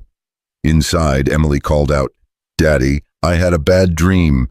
Michael stood up. Duty calls. Go, I'll see you tomorrow. Susan. Yeah. Thank you for everything, for believing in me, for helping me build this, for being here. Thank you for stopping on Route 47. Best breakdown I ever had. Michael went inside, checked on Emily, tucked her back in. As he turned off her light, she whispered, Daddy, are you happy now? He thought about the question, really thought about it. The garage, Susan, Emily safe and healthy and thriving. A life built on trust instead of fear. Yeah, baby, I think I am. Good, you deserve to be happy. So do you. I know, and I am. We both are, finally. Michael closed her door and stood in the hallway. In the kitchen, his phone buzzed. A text from Susan.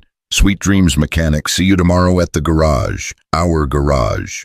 He texted back, "Sweet dreams, CEO. Thanks for taking a chance on a guy with zip ties. Best investment I ever made." Michael smiled, put his phone away, and went to bed. For the first time in 2 years, he fell asleep without checking the locks. 3 times. Without worrying about tomorrow, without feeling like everything was about to fall apart. Because for the first time in 2 years, he wasn't just surviving, he was living, and that made all the difference. 6 months later, Turner's Garage had a waiting list. Word spread fast when you treated people right and fixed things properly the first time. Michael had to hire 2 more mechanics just to keep up with demand. The training program had 15 students, now kids from rough neighborhoods who needed a shot at something better. Emily started 3rd grade that fall. She wore her assistant mechanic badge to school on career day and gave a presentation about how her dad fixed broken things and broken people. Her teacher called it the best presentation she'd seen in 20 years of teaching. Susan spent 3 days a week at the garage now, not as CEO, just as Susan. She learned how to change oil, rotate tires, diagnose engine problems. Rick taught her everything patient as a saint. "You're getting good at this," Rick said one afternoon watching her torque lug nuts on a Honda Civic. "Don't sound so surprised." "I'm not surprised, just impressed. Most executives wouldn't get their hands dirty like this." "Most executives are missing out." Michael walked over, wiping grease off his hands. "Susan, you've got a call. Says it's urgent." She took the phone. "Susan, right, yes, what, when? I'll be there in 30 minutes. She hung up, her face pale. "What's wrong?" "The board. They're calling an emergency meeting, something about Orion's quarterly earnings." "Go, we've got things covered here." Susan grabbed her jacket, then stopped. "Michael, if this goes badly, it won't. But if it does, then we deal with it, together. That's what we do now, remember." She kissed him quickly. "I'll call you later." After she left, Emily appeared from the classroom, where Linda had been teaching her fractions. "Where'd Miss Susan go?" "Work emergency." "Is she gonna be okay?" "I hope so, baby." But 3 hours later, Susan still hadn't called. Michael tried her cell, straight to voicemail. He tried her office. Assistant said she was in meetings, couldn't be disturbed. At 6 p.m., Michael closed up the garage, drove Emily home, made dinner, helped with homework, put her to bed. Still nothing from Susan. At 10 p.m., his phone finally rang. "Susan, thank God, what happened?" "The board voted me out." Michael's stomach dropped. "What hostile takeover, led by some of Tom's old allies. They've been planning this for months, buying up shares, building coalitions. Today they had enough votes. I'm out, Michael. Orion's gone." "Where are you?" "My car. In your parking lot, actually. I didn't know where else to go." "Come up, doors unlocked." 2 minutes later, Susan walked in. She looked destroyed, makeup smudged, eyes red, hair disheveled. Michael had never seen her like this. "I lost everything," she said. "The company, my reputation, 20 years of work, gone." "Susan, they're calling it a performance issue, saying I've been distracted, neglecting my duties. They're using the garage against me, saying I've been playing mechanic instead of running the company." "That's bullshit." "Is it? Maybe they're right. Maybe I have been distracted. Maybe I should have seen this coming." Michael pulled her into a hug. She collapsed against him, finally letting herself cry. "It's okay. Let it out." "It's not okay. Nothing's okay. I built that company from nothing. It was my whole life. And they took it. Just took it. Then we build something new. Something they can't take. Michael, I don't know if I have the energy to build anything else." "Then borrow mine. You did it for me. Let me do it for you." They sat on the couch. Susan curled against him. Eventually, she fell asleep. Michael stayed awake, holding her, thinking about Route 47 and broken down Bentleys, and how sometimes the worst days lead to the best things. Around 2 a.m., Emily padded out of her room. "Daddy, is Miss Susan okay?" "She's had a rough day, baby." Emily climbed onto the couch, snuggled against Susan's other side. "We should make her breakfast tomorrow. with the fancy triangle toast. That always makes me feel better. That's a great idea. And we should tell her it's okay to be sad, like you told me when Mommy died. Michael kissed the top of Emily's head. You're pretty smart, you know that. I know, I get it from you. Morning came. Susan woke up to the smell of coffee and bacon. Emily was in the kitchen carefully arranging toast into triangles. Good morning, Miss Susan. We made you breakfast. Susan's eyes filled with tears. You guys didn't have to. Yes, we did, Emily said firmly. Because you're sad and sad people need triangle toast. That's science. They ate together. Susan picked at her food at first, then actually started eating. Color returned to her face. I'm sorry I fell apart last night, she said. Don't apologize, Michael said. You're allowed to fall apart. That's what people who love you are for, to catch you. Susan looked at him. Love me. Yeah, I love you. Should have said it sooner, but I'm saying it now. I love you, Susan, right. CEO or not, with Orion or without it. Doesn't matter to me. Emily bounced in her seat. I love you too. Can I say that? Is that allowed? Susan laughed through her tears. Yeah, sweetheart, that's allowed. And I love both of you so much it's kind of terrifying. Love is supposed to be scary, Emily said wisely. That's how you know it's real. Where'd you learn that?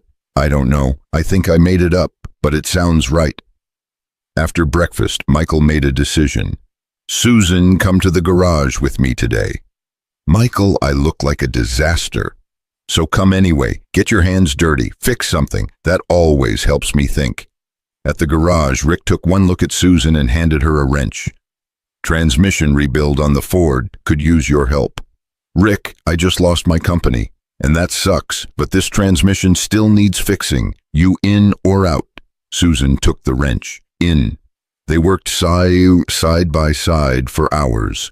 Susan's brain slowly quieted. The familiar rhythm of disassembly and repair took over. By lunchtime, she felt almost human again. Linda came over during break. I heard what happened. The board's making a mistake. Maybe, or maybe they're right. Maybe I wasn't focused enough. Bull, you were focused on the right things. They're focused on profit margins and quarterly reports. You were focused on people. That's why this place works. That's why we're all here. Marcus brought over sandwiches. Turner's Garage wouldn't exist without you. None of us would be here. That's worth more than any corporate title. Susan looked around at the team, at the garage they'd built together, at the students learning trades that would change their lives, at Michael covered in grease smiling at her from across the shop. You know what, she said. You're right. Screw the board. Screw Orion. I've got something better now. What's that? Linda asked. Family. Over the next few weeks, Susan threw herself into the garage. She worked alongside the mechanics, taught business classes to the students, even helped Marcus manage the front desk when things got busy. Without the pressure of running Orion, she relaxed, laughed more, smiled easier. Michael watched her transform from stressed CEO to happy human being. And watching her, he realized something. He was going to marry this woman.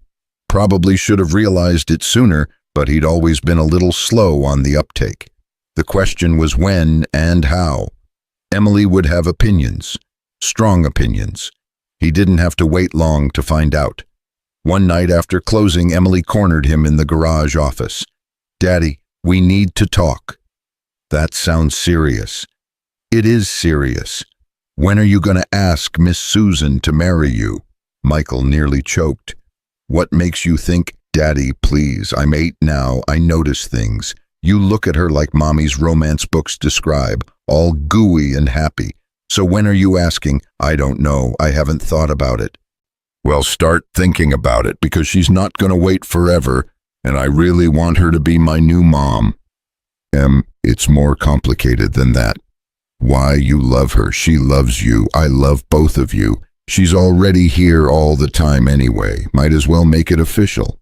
You really want this? Duh, Miss Susan's the best. She's smart and funny, and she doesn't treat me like a baby.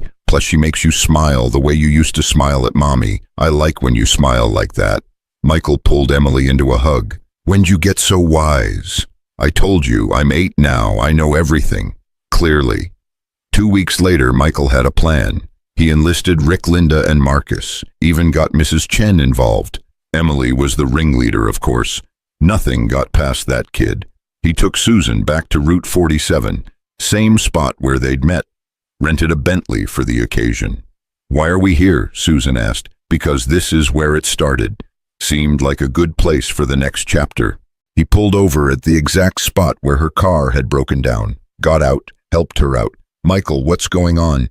7 months ago I stopped here, changed my life, changed Emily's life, changed yours, I think. And I've been wondering something ever since. What's that? What would have happened if I hadn't stopped? If I'd just driven past, I think about it sometimes. How different everything would be. But you did stop. I did, and I'm really glad.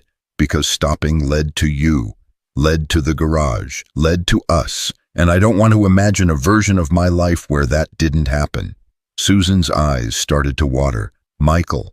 He got down on one knee, pulled out a ring. Simple, practical, perfect. Susan Wright, will you marry me? Will you be Emily's mom? Will you help me build a life that's about more than just surviving? Susan started crying. Yes, God, yes, of course, yes. He slid the ring on her finger, stood up, kissed her. And from the tree line, Emily burst out cheering, followed by the entire garage crew. Finally, I thought he'd never ask. Susan laughed. You all knew.